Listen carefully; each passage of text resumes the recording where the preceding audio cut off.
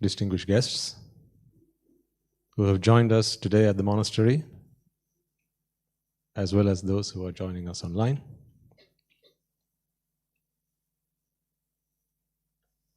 First and foremost, I wish to welcome you all to the monastery on this new year. As we all have got together today to welcome the new year into our lives. The turn of the year is always a fantastic opportunity, one that is looked forward to by people all over the world, every man, woman and child who is aware of this new year and what it brings them, they look forward to it. This is a time for people to celebrate. A time for people to set new goals, hopes, dreams, and ambitions.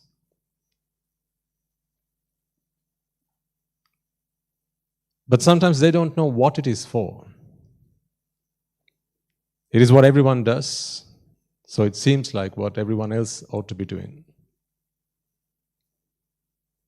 Because most of the time, ladies and gentlemen, in this world, people, they just do what everyone else does. They look around them, they observe,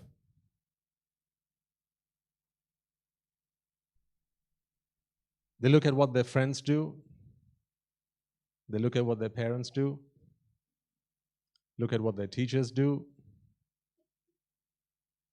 other adults do, their relations do, their neighbors do, people in other countries do, people who are supposed to know what they're supposed to do, and they try and follow suit. Forever hopeful that the next thing they do is going to give them what they hope to achieve, and they have always hoped to achieve from doing all of the things that they've always been doing since time immemorial. Always hopeful, but always hopeless. We call it hopelessly hopeful. So people wonder, doing all these things, why they never seem to get any closer to an ideal that they always hope for.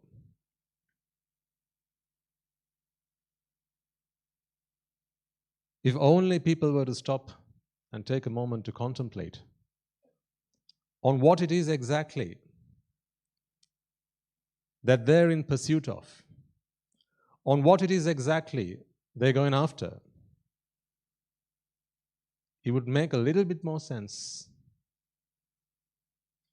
and they would move a little bit closer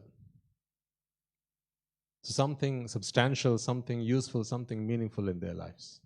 But unfortunately, it's just a case of following the person in front of you with no concern, with no regard to where they're heading. See, take a moment and think about this for a second. In life, to be successful, you always found a teacher. This is true in every aspect of life. Going back to your younger years, when you started schooling, you had teachers, naturally. Your parents said, go to school, there you'll find teachers, they'll teach you, learn as much as you can, do your best, and then you will become good. You'll become successful in what you learn, what you study, and so you did that. You had no sense about you to question whether that was right or wrong because you were lacking in experience, so therefore you relied and depended on the good advice, at least you thought it was, that you received from your parents, and so you did that. We all did that. Then there came a point in life where you started to make friends. So you started associating with your friends, and you started taking counsel from them. You started taking advice from them. We've all been there, so you know what this is all about. So the friends that you met at school, they sat either side of you, and they started doing things. For instance, they started collecting stickers. And they used to bring these stickers to school, and they used to show them to you, didn't they? Do you remember? They used to say, see, I've got the cricketers. I've got the Superman set. I've got the Batman set. I've got the Marvel set. I've got this set, that set. So that impressed you. Naturally, naive, not knowing what's going on out there, you're like a sponge. So whatever comes your way, you just accept it. Because, of course, you're forgiven for that because you're lacking in experience, you're lacking in knowledge, you don't know right from wrong. You're ultimately the product of the people that you associate with. So initially you only had your parents to guide you, but now you have these wonderful friends. So then they started talking to you about these things. Then they started to talk to you about what they do at home, how they play games at home, how they play on their computers, how they play on their PlayStations. If you've not been there with this generation, then certainly your children are going through this right now. So if this doesn't ring any bells, go home and ask your kids, and they'll tell you all about it. Then they used to tell you what you can find on the internet. That's when a whole another world opens up to you. You'll know what this feels like if you've been there. So then they'll tell you all the wwws, fill in the blanks, .coms. And then you used to write them down, memorize them.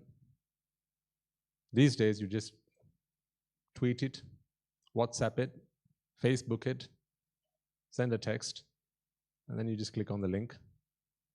And then that broadened your horizons, all influenced by the friends that you had to associate with. So they started to indoctrinate you about what to do and what not to do about life. And so life continued. I'm trying to present to you the story of your life in a few minutes and why the quest for the purpose of your life still remains a question. Why it seems like a year has gone past, but you don't feel fulfilled. Why it seems like a whole 365 years lease of your life has been consumed. You had to eat, you had to dress yourself, you had to shelter yourself, you had to spend for all this, or at least the people who are responsible for your well-being, they had to do all this whilst you spent a good 365 days of your life not knowing what it is for, not knowing what to do with it, because not knowing what purpose remained for you, what purpose was laid down in front of you. How could you? No association. You just associated the people that were given to you by God's grace. Your lucky stars put your friends around you. And so life continued. Then they started talking to you about the TV series that they watch. The programs that you have to watch on TV, the don't miss it's, and the must skip it's, all of those things. Then they started to talk to you about the things that you ought to have, the things that you should start filling your wardrobes with, the collectibles, the memorabilia, the toys that you ought to have, big toys, small toys, medium-sized toys, all sorts of toys. So that became the quest of your life. Again, not knowing exactly why you were doing this, you just kept on doing it because that is what people said you ought to do. And then people ask me, Swaminatha, what about free will? What free will, I ask you? If all you've been doing is what people around you have been telling you and have been putting into your heads, then what free will was there? Today you're here, and you're here with us to celebrate the new year as we celebrate it. because of what people have been putting into your heads. Last year, this time, was not like this for some of you. Amongst the very familiar faces, I also see some new faces. So last year, this time, was very different for some of you. And if you were here last year as well, that was because the people you associated with started putting things into your heads the previous year, and so on. So this is the role. And that continued. That happened in all of our lives. After a while, we grew up with our friends. Our circle of friends began to grow.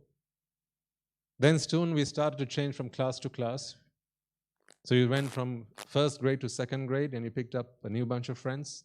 From second to third grade, you picked up another new bunch of friends. And then you moved into scholarship class, you picked up another new bunch of friends. Typically, you change school, then that's a whole new playing field. Then as you progress, you get to experience new things, your body starts to change, the biochemistry starts to change, and your interests start to change. And all the while, the influences that you receive from the world outside you, they begin to shape you, they begin to organize your thoughts, and you ultimately become a product of the environment that you're in. So this continued until perhaps you reached university, for some of you. So university, what, 2 years, 3 years, 4, 5, 6, 10, maybe? That continued for a period of time. But that was a time where you could absolutely explore the world out there. So this was not a place where you were taught, but it was a place where you were taught how to learn, and you had to go do the learning. So you started doing your research. You found most of your time spent online. Maybe not so much for the elder generation here, but certainly my generation and maybe the younger generation. You know, this has been the story of your life. So the world around you began to influence you, not began, but continued to influence you. After a while, again, your circle of friends kept on growing. Then you didn't start calling it a circle of friends, but you started referring to it as your network. So this began to be your network. And they have this wonderful word in the business world out there, it's called networking. You got to go and talk to people, sweet talk them. Try and see what you can get out of them while providing them what you can give them. You scratch my back and yes. So this happened. All the while, you thought this was just a very benign, just a very humble, just a very harmless exercise. But all the while, ladies and gentlemen, what you don't realize is the people who surrounded you kept on feeding stuff into your minds. You know, feeding your bodies, it's no so bad. Feed you the wrong stuff through your mouths, the worst thing that can happen is you'll die. If someone feeds you something that is poisonous, then the worst thing that can happen is you'll die. But if you are fed the wrong kind of stuff into your minds, that stops you from dying for a long, long, long time. And that becomes a curse. Put your hand up if you've achieved mortality by now. I'm not talking about death in this birth. The moment you die, you'll be born again. And then you will die again. And then you'll be born again. And then you will die again. And then be born again. Because of the things that were put into your minds. The things that were put into your heads. Not because of the things that were stuffed through your mouths. This is what happened. You know, we lost the privilege. We lost the right to death. That's what happened. So life continued. And it continued. And it continued. How often did you scrutinize the people who you associated with? How often did you check and vet the individuals who you allowed to come into your lives and influence you?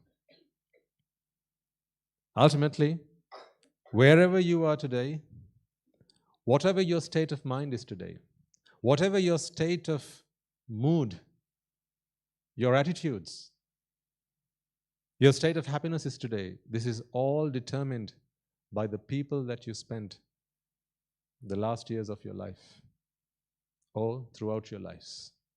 You are the product of your associations. So then, finally, we come to a valid question. What are you doing here on New Year's Day? Why do you feel like you ought to be here? Because last year, this time, you weren't somewhere like this. You were celebrating. You were where the fireworks were.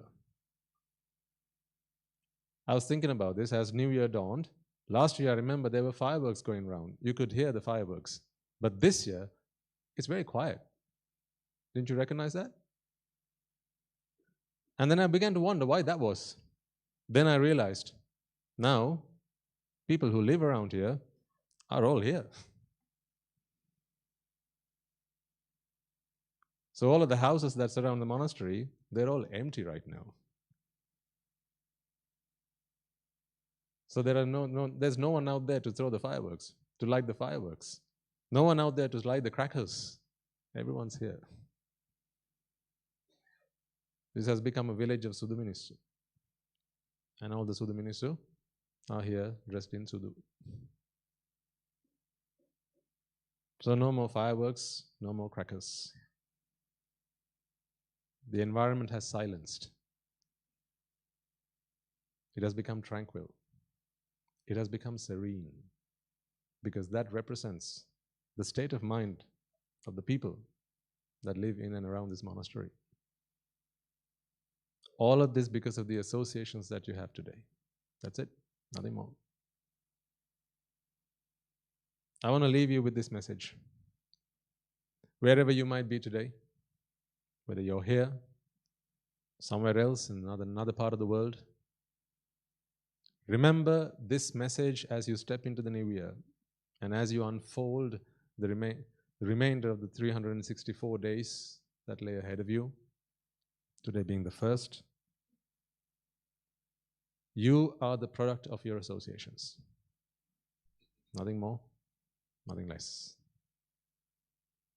If you feel fulfilled today, it is because you associate people who feel fulfilled. If you are unsatisfied today, it is because you associate with people who feel unsatisfied. If you are disappointed today, if you experience sorrow, grief, sadness, and worry, it is because you are surrounded by people who go through these emotions, these ups and downs in life. But if you're happy, by whatever degree it might be, I speak of unconditional happiness, not a happiness that can be taken away from you, but a happiness that is always yours, no matter what the circumstances are, no matter what your environment is, no matter what you have or what you don't have. If you are content, if you are delighted, if you are serene, and if you are tranquil, if you have peace of mind, if you are happy, it is all because of the people that you are surrounded with. Check them, because they'll be happy, they'll be content, they'll be delighted, they'll be thrilled, they'll be serene, and they'll be tranquil. If you don't believe my words, just take stock, and then you will realize that this is true. So, what do you want to do for the rest of the year? Well, what did you come into this world for? If you came into this world in search of happiness, all I ask you is surround yourselves with people who are truly happy. That is all you got to do. Once again, if you really want to be happy, and if that is what your purpose is on this earth, then surround yourself with people who are truly happy. People whose happiness does not depend on what they have in their pockets, what they have on their plates, what they have in their bags, what they have in their bank accounts, who they have at home, or whatever. If you truly want to be happy, with or without anything on or around you, then surround yourselves with people who are happy no matter what they have on or around them. Simple as that. Have a think about it. Have a think about how you could do that. Have a think about how you make your choices for the remainder of this year. And if you keep this message in mind and make your choices, make your decisions accordingly, I promise you. And you can come back in the next year and tell me, Swami Nivas, I did exactly what you did, but I'm still unhappy. I'll give you a money-back guarantee. I'll pay you the price of petrol or diesel that you had to pump into your cars to come here today to listen to this message. Mark my words, do as we say, and things won't go wrong for you. So, if you truly want to be happy for the rest of the year, surround yourselves with people who are truly happy. And that's it. They will look after you. Let them. Because once they're truly happy, all they want to do is give that happiness to as many people as they can. That is what the Buddha did. That is what the great elders Sariputta Thero and Mahamoggallana Thero did. That is what the great Thero Mahakashyapa did. That is what Bhadrakachayana, the great Theri, did. That is what Kisa Gotami, the great Theri, did. They were unconditionally happy, and therefore they spent the rest of their lives dispensing that unconditional happiness to each and every single soul that came looking for their association. So welcome to the monastery. And I hope that we'll be able to give you what you've come here for. May the blessings of the Noble Triple Gem be with you all.